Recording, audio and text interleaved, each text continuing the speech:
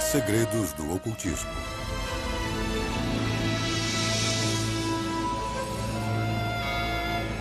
Os magos.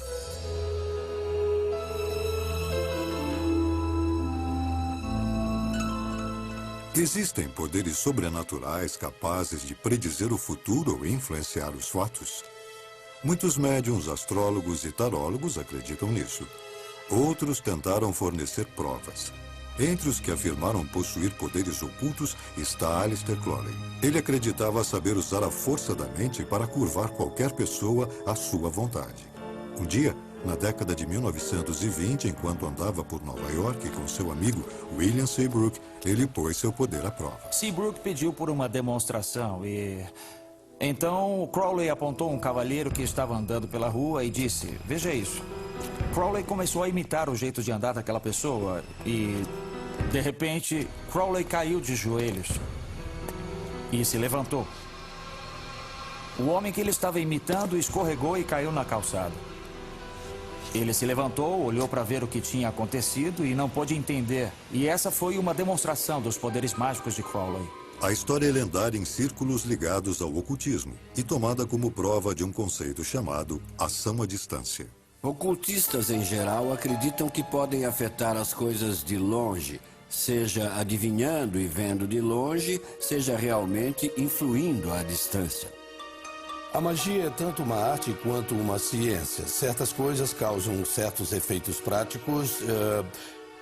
Ao mesmo tempo, elas têm que ser feitas com certa intenção e até com talento para funcionarem.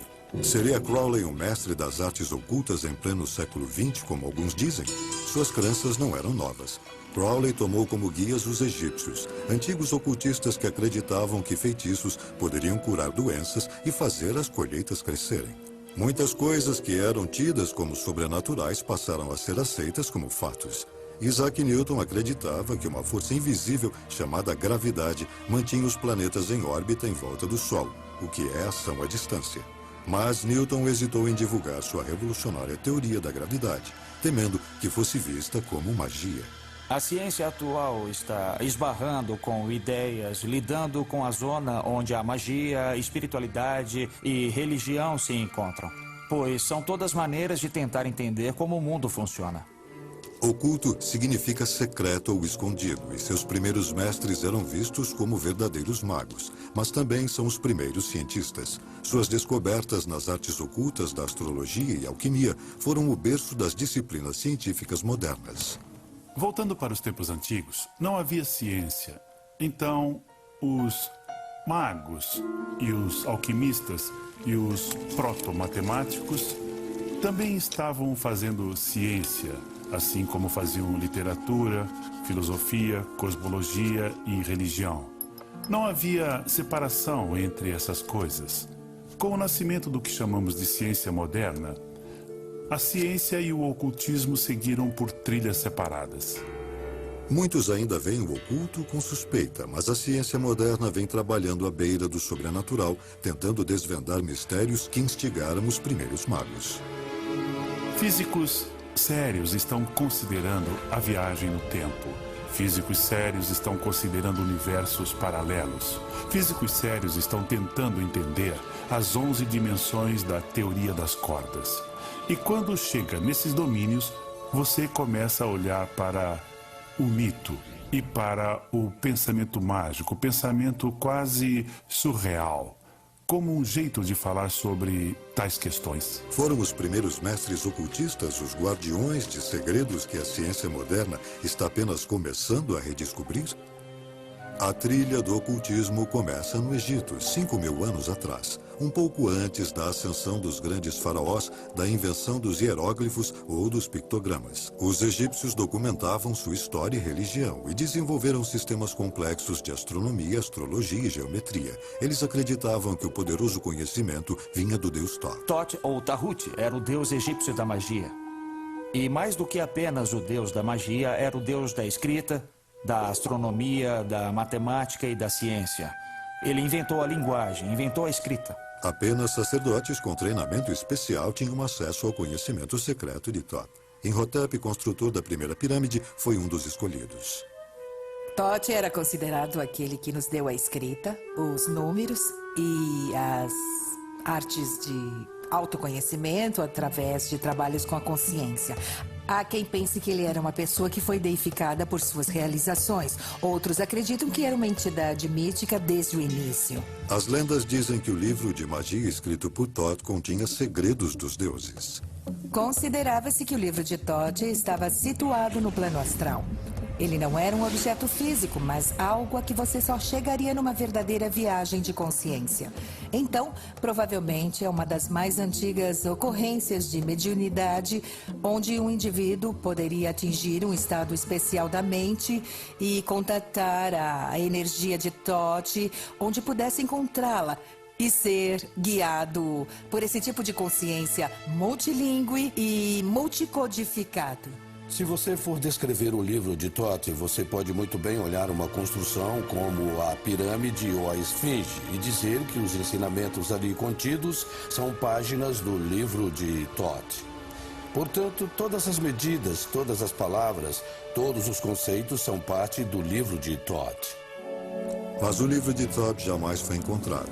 O deus teria ordenado que fosse enterrado sob o Nilo e protegido seus segredos com uma maldição. Os arqueólogos modernos acabaram descobrindo que muito do conhecimento que os egípcios creditavam a Thoth foi criado pelos babilônios. Em 4.000 anos antes de Cristo, foram eles que calcularam os movimentos planetários, que inventaram o ábaco, o primeiro sistema de sequência numérica e as primeiras formas de astrologia e de astronomia. Essa informação se espalhou pelo Egito e ajudou a desenvolver uma das maiores culturas da história. Mas, assim como os egípcios, os babilônios atribuíam seu conhecimento ao divino. Todo templo era um observatório, era um local de astronomia para estudar os planetas. O conceito do divino é um modo de tentar entender a vontade dos deuses. E para tentar entender a vontade dos deuses, você precisa de algo para ler sobre eles. Alguma coisa que mostre o que eles fazem. Os babilônios usaram uma das mais antigas artes ocultistas para entender seu mundo: a adivinhação, ou acesso ao sobrenatural. Os movimentos dos planetas pelo céu costumavam ser considerados as pegadas dos deuses e deusas. E quando os planetas se alinhavam ou sofriam interações ou um retrocedesse enquanto o outro avançava, acreditava-se que tudo isso afetava o mundo. Começou na Idade da Pedra, quando os xamãs invocavam espíritos para garantir sucesso na caçada. Algumas pessoas que ganhavam a reputação entre os antigos de terem experiências místicas tornavam-se os representantes religiosos do clã. Essas pessoas teriam se comunicado pelas vias da imaginação, algo como um diálogo com os deuses ou diálogo com os espíritos, ou teriam afetado algum acontecimento. No Egito, a adivinhação se desenvolveu em um sofisticado sistema de rituais e cerimônias concebido para contatar os deuses que governavam nosso mundo. É claro que estavam tentando influenciar coisas como o sucesso nos negócios ou na colheita. Os egípcios recorriam a rituais, a encantamentos e a símbolos para transmitir todas essas coisas. O próprio faraó era o líder religioso, então ele era provavelmente o mestre praticante tanto da religião quanto da magia. Muito do que era chamado de magia cerimonial, como o preparo de feitiços e o uso de palavras mágicas e de encantamentos, veio dos egípcios. Quando os mercadores fenícios espalharam esse conhecimento pelo mundo mediterrâneo, a magia se disseminou.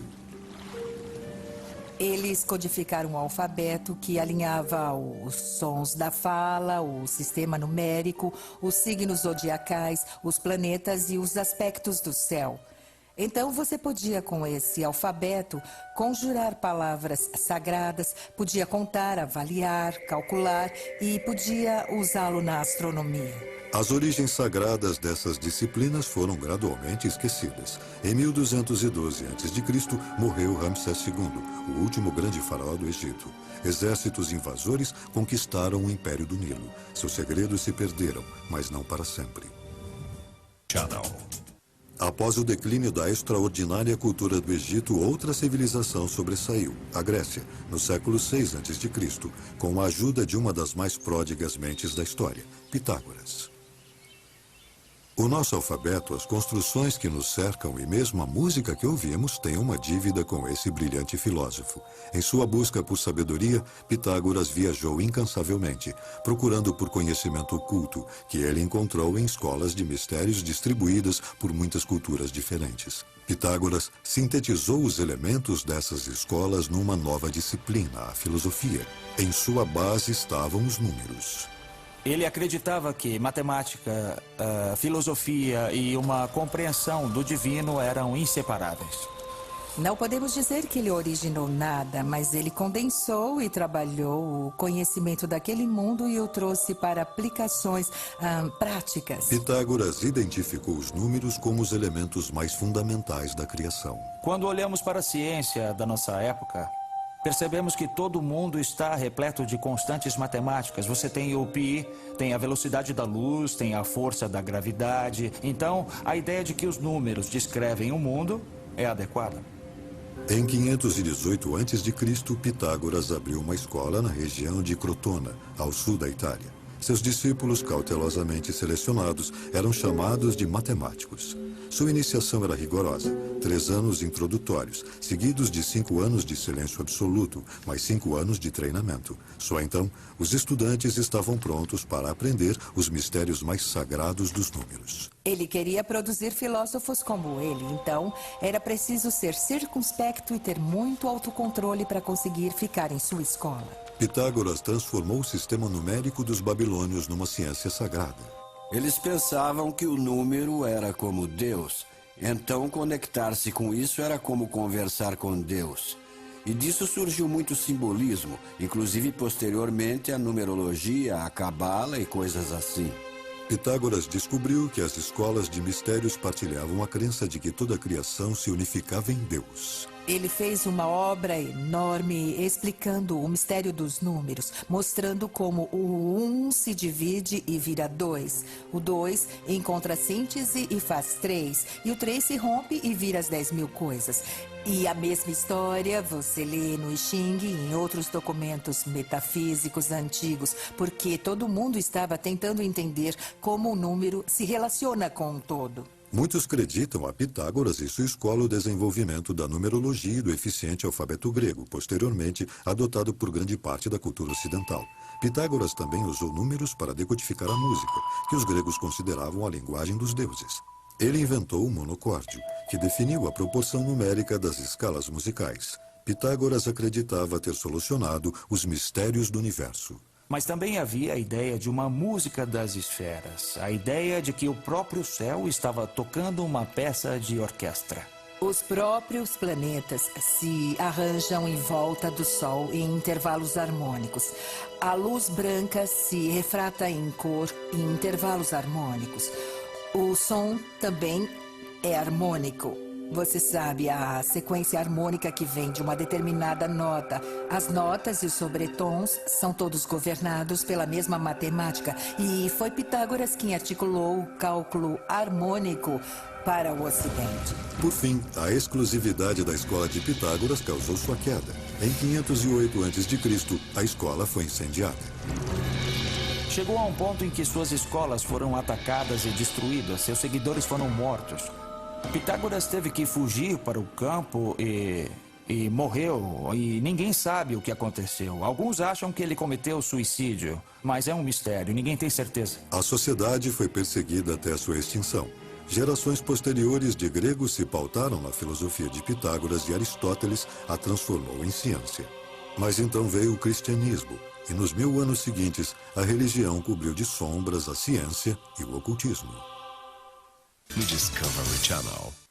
Durante os primeiros 15 séculos do cristianismo, o conhecimento ocultista ficou relegado à clandestinidade. Quando a consolidação judaico-cristã da espiritualidade ocidental se tornou o modelo obrigatório, a magia passou para a marginalidade e se tornou um assunto proibido e maldito. Os padres eram os intermediários entre as pessoas e o divino. O cristianismo também exerceu uma influência política sem paralelos. A igreja havia desenvolvido uma hierarquia, assim como a ideia de que Deus falava através do Papa, que transmitia seus desejos para os demais. A igreja também se firmou através de alguns monarcas. A igreja insistia em seu acesso exclusivo à autoridade divina. Como em qualquer situação, se todo mundo pode fazer, então você não pode dizer que seu grupo é bem especial. Por séculos, a Europa Ocidental viveu sob o controle da igreja. Na Idade Média, a magia se tornou um ato de rebeldia perpetrado como um ato anticristianismo contra a autoridade da igreja. A igreja perseguiu os ocultistas, condenando-os por acreditarem que o indivíduo poderia ter acesso direto a Deus. Eles pegaram todo o conceito de hierarquia clerical, os padres, a própria igreja como local de culto e disseram: não, você não precisa de nada disso. O que você precisa é procurar dentro de você pela faísca divina. Mas no século XIV, o ocultismo viria a se reerguer. Ironicamente, parte da responsabilidade disso coube à Guerra Santa da Igreja, as Cruzadas. Os monastérios do leste, na fronteira com o mundo muçulmano, haviam preservado textos antigos dos gregos e dos ocultistas. Estudando-os por curiosidade, os cruzados retornavam levando um grande número desses documentos de volta à Europa. Esse conhecimento começou a vazar. Pequenas coisas foram sendo encontradas nos monastérios. Uma estrutura aqui, um texto ali. Então circularam rumores de que tinha havido um aprendizado muito maior no passado. A redescoberta alimentou um renascimento cultural extraordinário. Esse é o ponto em que as pessoas começaram a perceber: os antigos tinham muita sabedoria. Então surge uma nova reverência pelas tradições egípcias, gregas, romanas e hebraicas também, porque as pessoas estão em busca de conhecimento e informação e querem entender os segredos dos antigos. A Renascença trouxe um novo espírito de aprendizado e academias se espalharam por toda a Europa. No século XV, Marcello Fatini fundou uma das mais progressistas da Itália. Com o apoio de seu mecenas, Cosimo de' Medici, Fatini adquiriu e traduziu uma coleção de documentos de autoria acreditada a um misterioso mago egípcio chamado Hermes Trismegistus. Os livros eram uma série de diálogos onde o deus Hermes e outros transmitiam segredos do universo. Um dos documentos era uma pequena peça chamada Tábua Esmeraldina, que se tornou a Bíblia dos ocultistas renascentistas. Nesta tábua estava escrito, assim dizia a lenda, ela tinha 12 ou 13 linhas e essas linhas começavam com assim no céu como na terra, porque havia essa ideia de que o padrão do universo, o padrão das estrelas e de todo o universo se repete na terra. O Hermético restabelecia o ensinamento das primeiras escolas de mistérios, de que os seres humanos possuem uma natureza divina. Então é esta a grande meta da iniciação hermética e qualquer outro tipo de iniciação. É transcender nossa mortalidade para voltarmos ao nosso estado original de unidade espiritual. O Hermético fascinou os acadêmicos renascentistas e resgatou o ocultismo. Poderia a ideia de que os seres humanos têm um canal direto com Deus suplantar a autoridade da igreja? A descoberta do Hermético durante a Renascença criou uma nova geração de ocultistas. Eles procuravam combinar religião, ciência e magia, uma perigosa empreitada numa sociedade regida pelo cristianismo. John Dee arriscaria sua vida para estudar tais lições. John Dee foi um gigante. John Dee foi a encarnação do ideal de um ser iluminado, de um ser que teve a compreensão espiritual de seu papel e missão de vida. E era dotado de uma inteligência superior. Mas, como Pitágoras, ele pagaria um grande preço por ousar investigar a sabedoria dos deuses. Como bom renascentista, Dee seguiu os passos de Paracelso. Ele se valeu da experimentação e se tornou um cientista talentoso, inventor, matemático, criptógrafo brilhante e pioneiro no campo da navegação. Mas ele também era um ocultista, era um feiticeiro, um astrólogo, era astrólogo pessoal da corte da Rainha Elizabeth. E, desse modo, seus interesses eram essencialmente estar em sintonia com o pensamento de seu tempo. Não havia uma distinção clara entre magia e ciência, e ele estava tentando compreender o mundo à sua volta. Quando a Rainha Elizabeth assumiu o trono da Inglaterra em 1558, ela nomeou Dee o astrólogo da corte, mas sua influência foi muito além dessa posição. O famoso mago da Inglaterra também era um espião da rainha.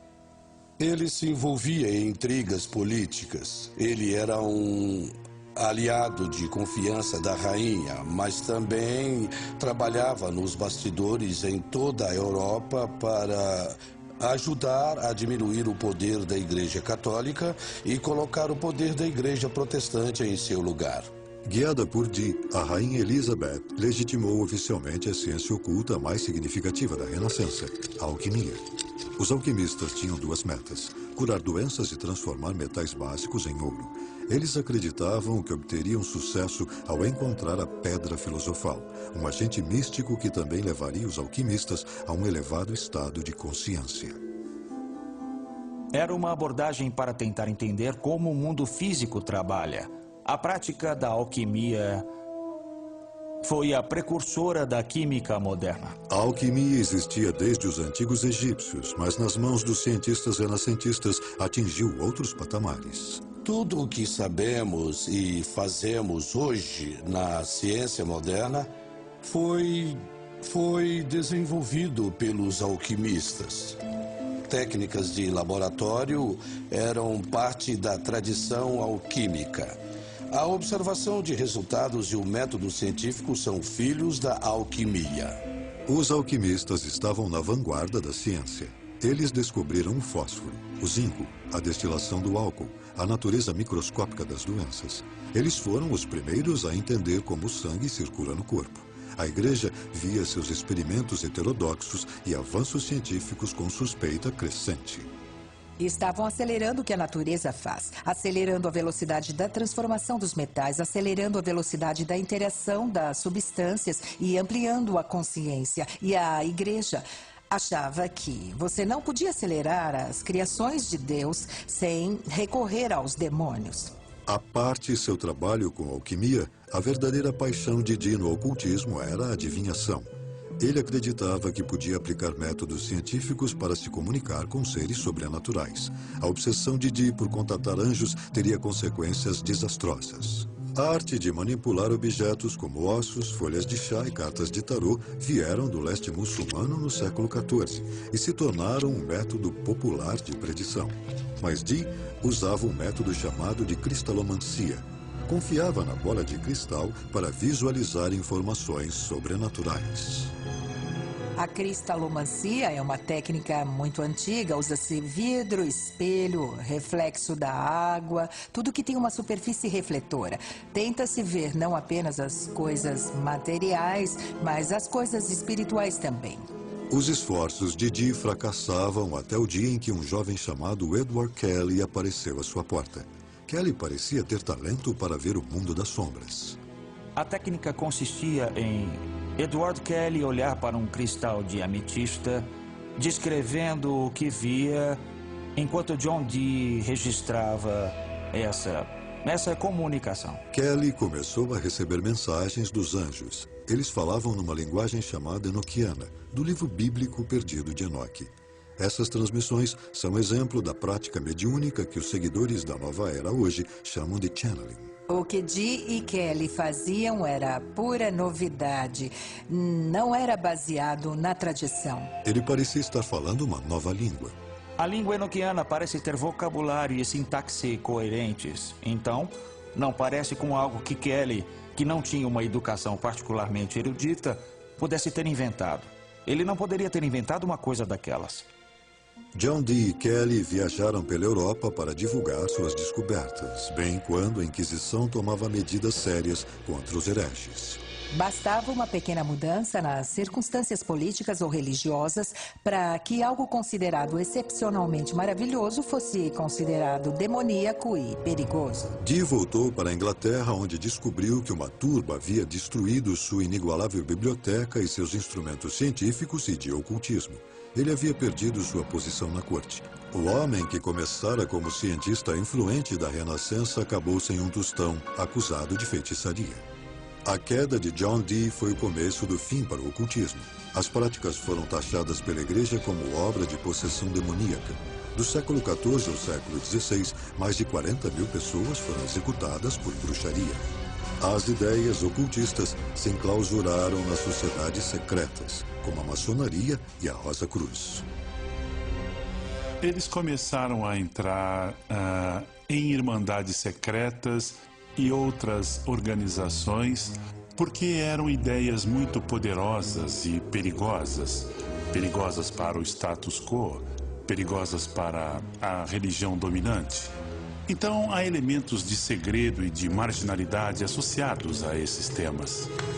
Esses portos seguros começaram a florescer por toda a Europa. Sociedades secretas foram fundamentais para a nova era do Iluminismo, que tomou a Europa no século XVIII e ajudou, inclusive, a fundar a democracia norte-americana.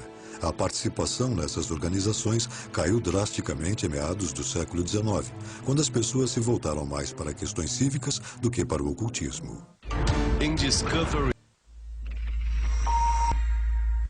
Na zona rural de Nova York, duas irmãs inspiraram uma obsessão nacional com o ocultismo. A magia iria dominar a imaginação novamente.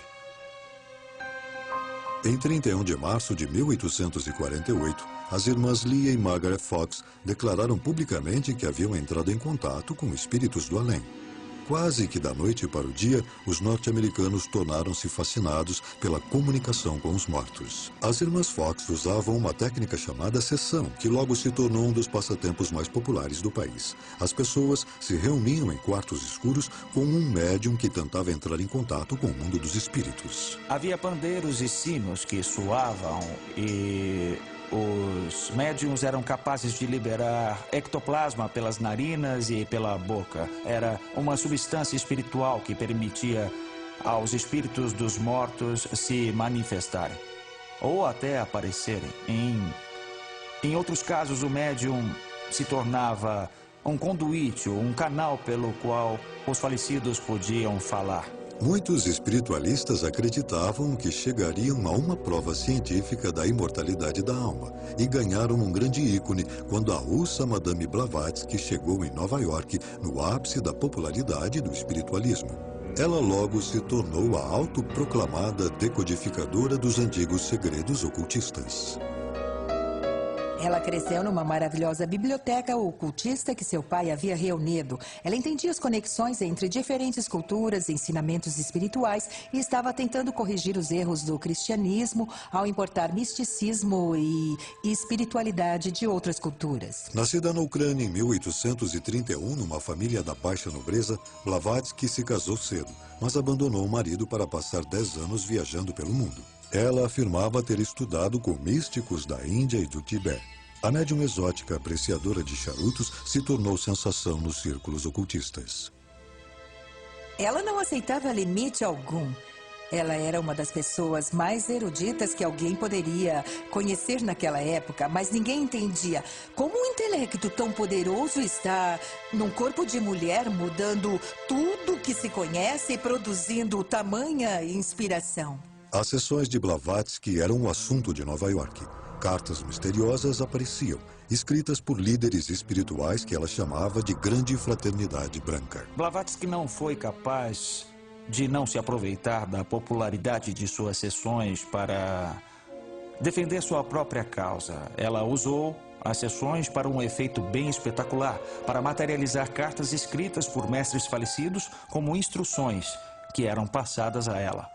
A fraternidade ditava os livros que se tornaram o fundamento de uma nova ciência do misticismo, a teosofia. Blavatsky escreveu duas enormes coleções essenciais, Isis sem véu e a Doutrina Secreta, que pretendiam ser os ensinamentos, as lições secretas dessa fraternidade do Oriente, da escola de mistérios de iniciação. E ela transformou totalmente o panorama da civilização ocidental ao introduzir tais conceitos. Ela foi uma pioneira ao trazer ideias do esoterismo oriental para o Ocidente.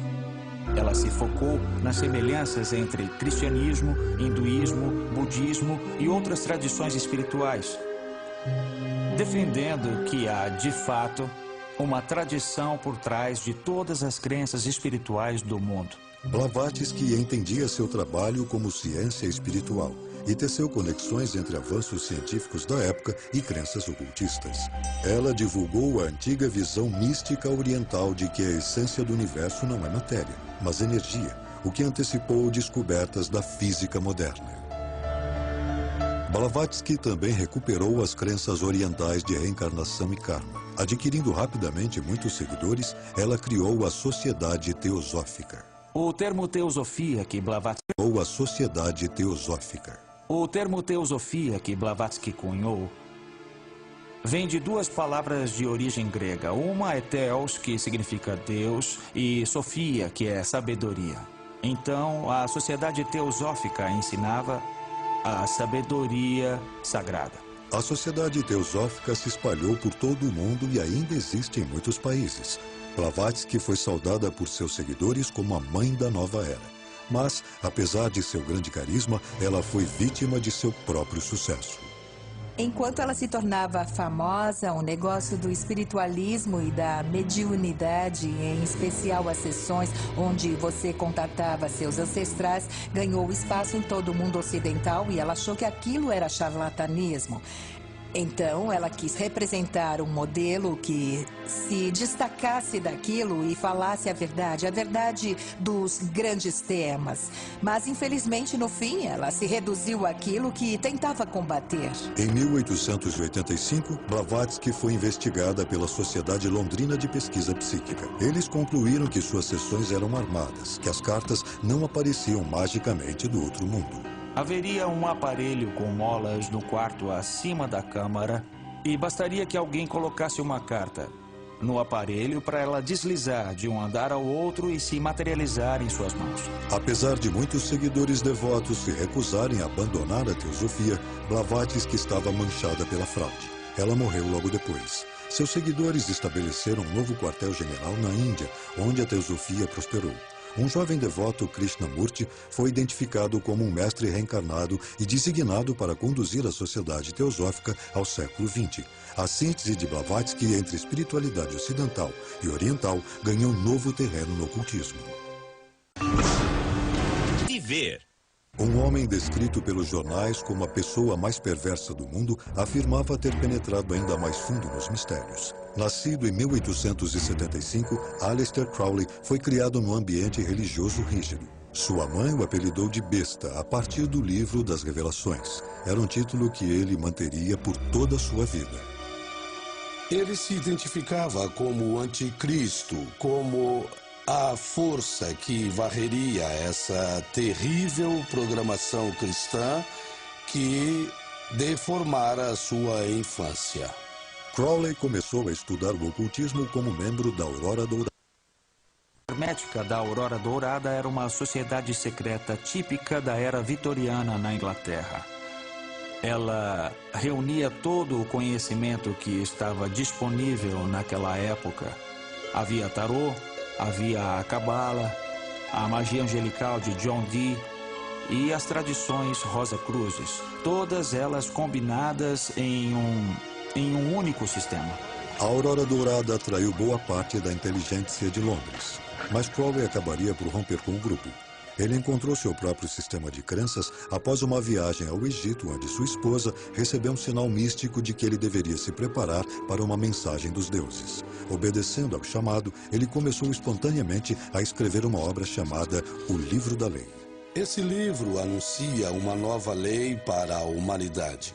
E, de fato, nos conta que nós somos entidades espirituais muito destemidas e iluminadas, que, de fato, nós somos como deuses. O livro da lei foi outra síntese entre a espiritualidade do Oriente e a do Ocidente. Crowley chamou seu novo sistema de Telema.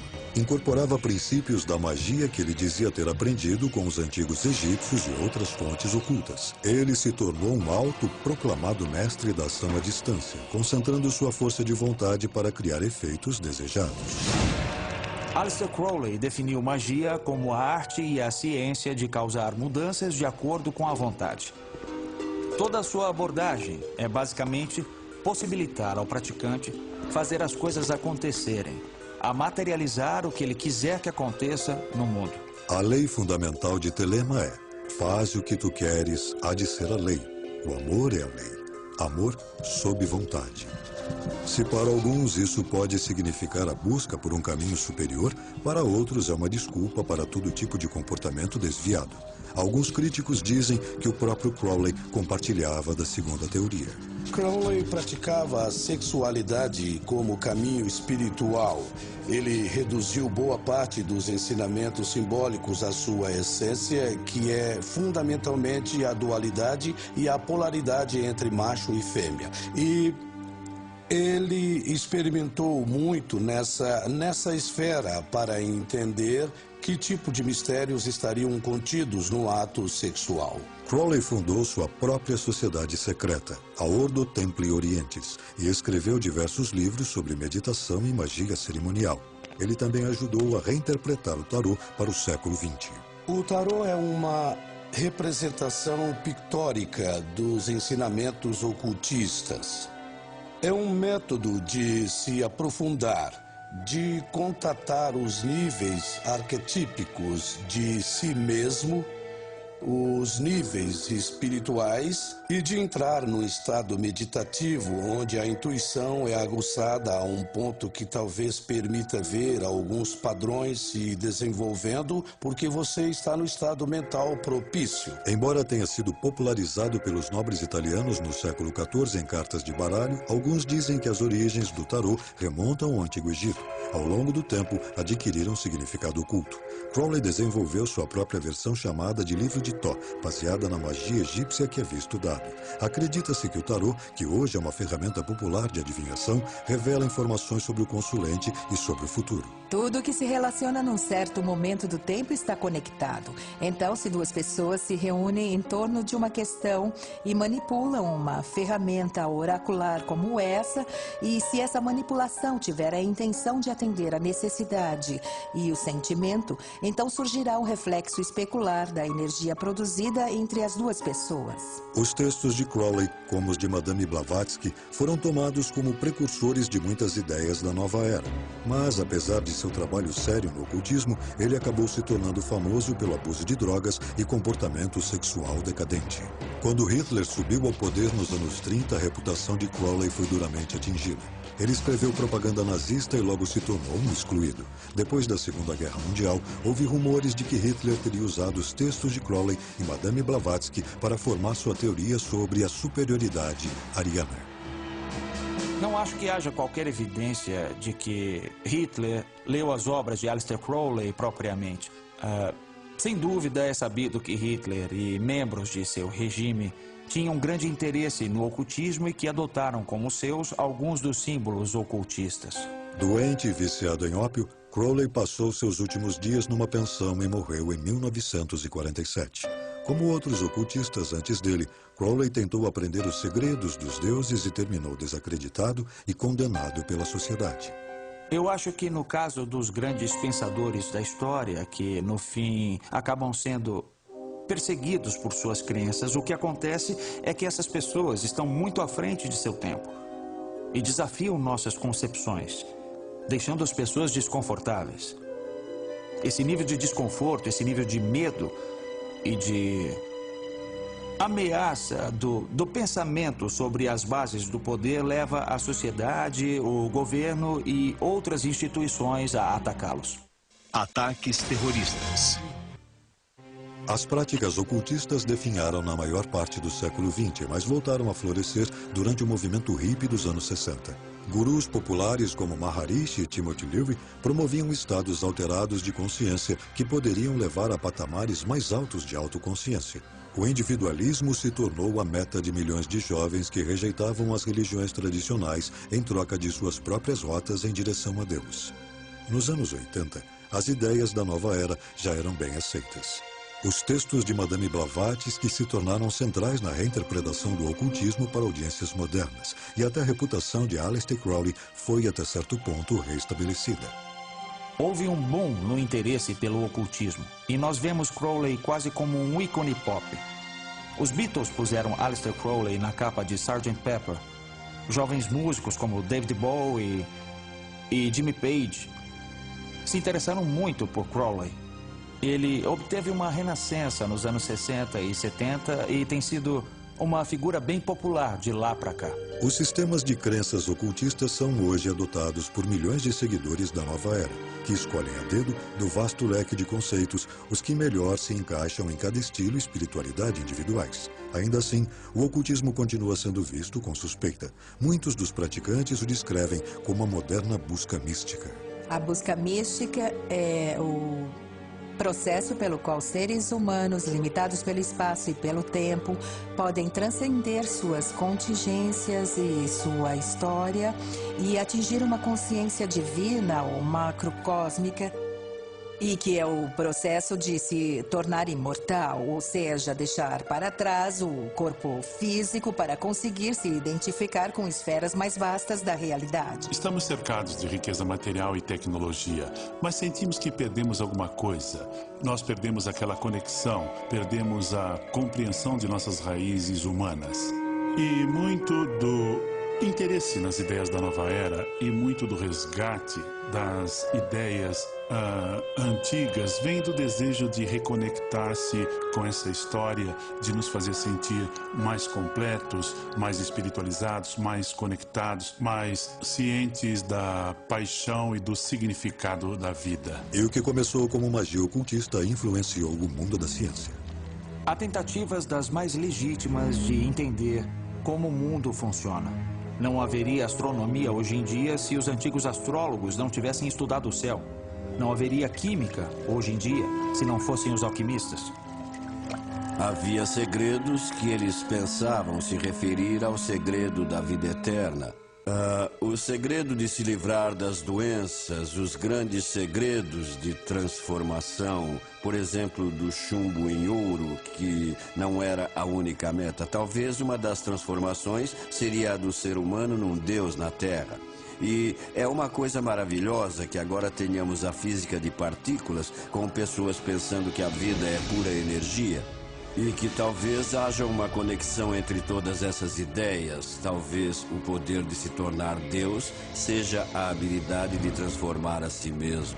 A medicina e a ciência se beneficiaram do legado do ocultismo. E no futuro, o que chamamos de magia pode ter um papel em descobertas ainda maiores. No campo da ciência, temos uma cultura de especialistas muito focados em áreas particulares. Então eu acho que alguma coisa da natureza holística do passado é necessário para fazer a revolução que nós ainda não conseguimos fazer na ciência. As crenças podem nos cegar. Sejam crenças religiosas ou crenças científicas. E o grande mérito dos experimentos ocultistas é nos manter abertos para todas as possibilidades. Apesar do progresso feito pela ciência, o mundo moderno ainda tem muitos mistérios que talvez nunca se expliquem. É o incognoscível, é um mistério. E o mistério é o centro da busca espiritual. Mas também é o centro da busca científica e da busca artística. É para isso que estamos na Terra, para perseguir esse mistério. Como os primeiros ocultistas, os cientistas modernos vão continuar procurando maneiras de adivinhar os mistérios do mundo e as forças que o criaram.